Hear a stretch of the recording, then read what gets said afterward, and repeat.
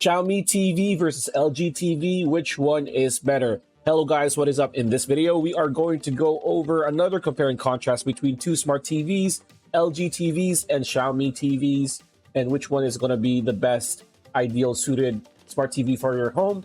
And we are going to begin with Xiaomi. We are going to go now with Xiaomi TV. And as you can see here, expert score is 8.6. Good value, a bit too simple in some aspects, but for the price, not much to complain about. So this is a ranking system of out of 10s, right? So design is 9 out of 10. Performance is 8 out of 10. Software is 8 out of 10. Price is 10 out of 10. Features is 8 out of 10.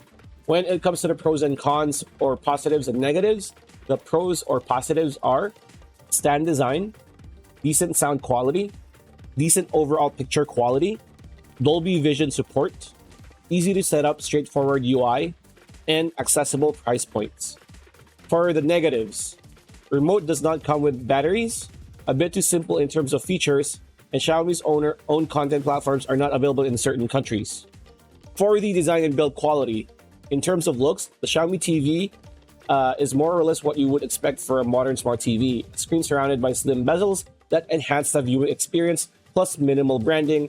It's not the thinnest TV by any means, but considering the price point, that is easily forgivable.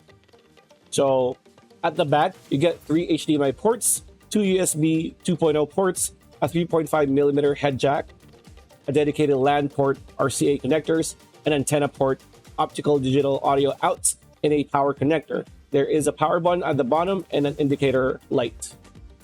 When it comes to the performance, while it's no OLED, this TV can output some decent punchiness in its colors.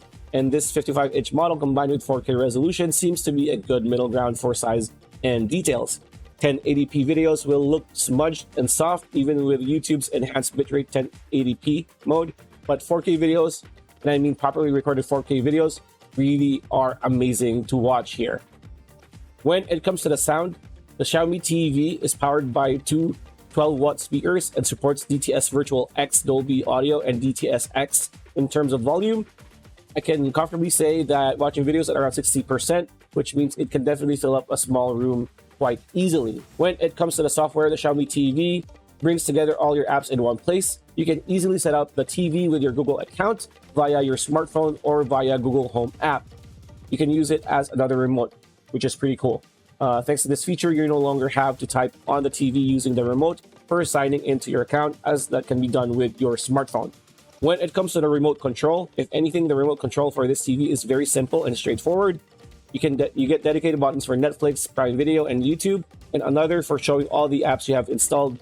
There are the usual directional buttons, volume, channel, and of course the Google Assistant button, which can come in very, very handy for those who are not used to using this type of remote control. Another cool feature that you need to consider is the built-in Google Assistant, which is a breeze to use. So we can't forget about one of Xiaomi TV's coolest highlights, the built-in Google Assistant. Note that you can only fully enjoy this feature when you sign into your Google account when you're first setting up your TV when you just got it home. Xiaomi TVs are responsive every time you use this feature. We were able to search content on Netflix and YouTube hands-free by simply using the Google Assistant feature. It is perfect for those who find it hard to search using remote control keys, but you do need to take note that the voice command works up to 3 meters range. So that means you need to be within 3 meters and actually modulate your voice so that it can hear you, so that the voice commands absorbed by the Xiaomi TV. LG Smart TVs with WebOS deliver what you want, when you want it, hassle-free.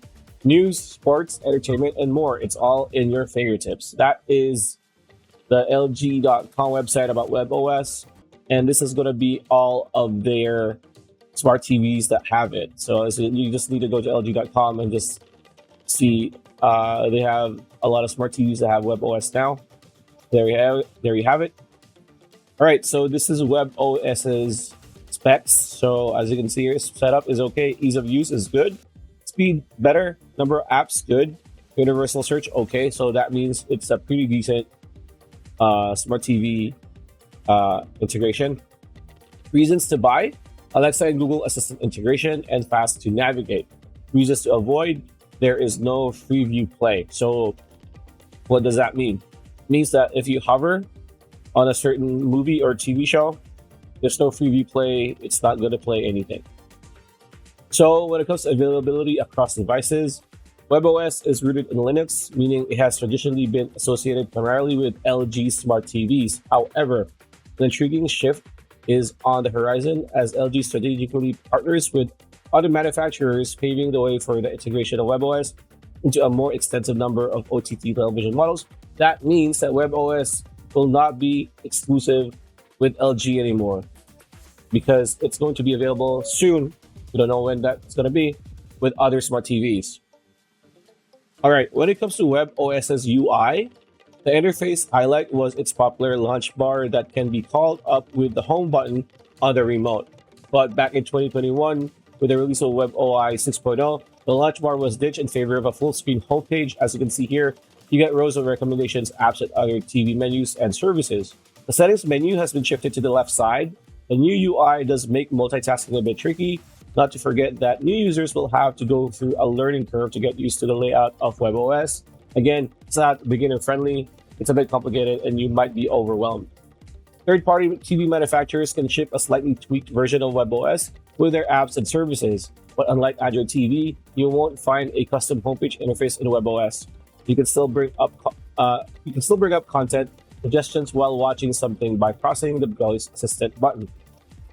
When it comes to WebOS app support, those who want to download additional apps can use the LG Content Store bundled with the WebOS. The selection of apps is comparatively low here, and you might not be able to find the other apps that you are looking for. There is also no option to sideload apps, which you can do on Android TV or other smart TVs. When it comes to the WebOS remote control, WebOS comes with LG's Magic Remote. It looks like most other TV remotes that everybody has gone to love throughout the decades that we are used to be when it comes to numeric power, menu, navigation, volume buttons, and so on and so forth. You can also program the numeric keys to shortcuts for different apps. The remote is a bit bulkier, but it feels more ergonomic when it comes to handling it because it's not like just the straight, narrow block that you have. As you can see, it is curved. That feels much more comfortable when you're holding it. When it comes to the WebOS voice assistant, the default voice assistant on WebOS is quite generic, but can be used to control the TV and change volume, channels, input, or settings. It can take up granular commands like play this movie on Netflix from the beginning, and it also does a good job of understanding foreign accents. That means it's very bare bones, but it is effective. And yeah, that's pretty much it. That's a video. Hope you liked it. Like, comment, share, subscribe, ring that bell icon, and we'll see you on the next video.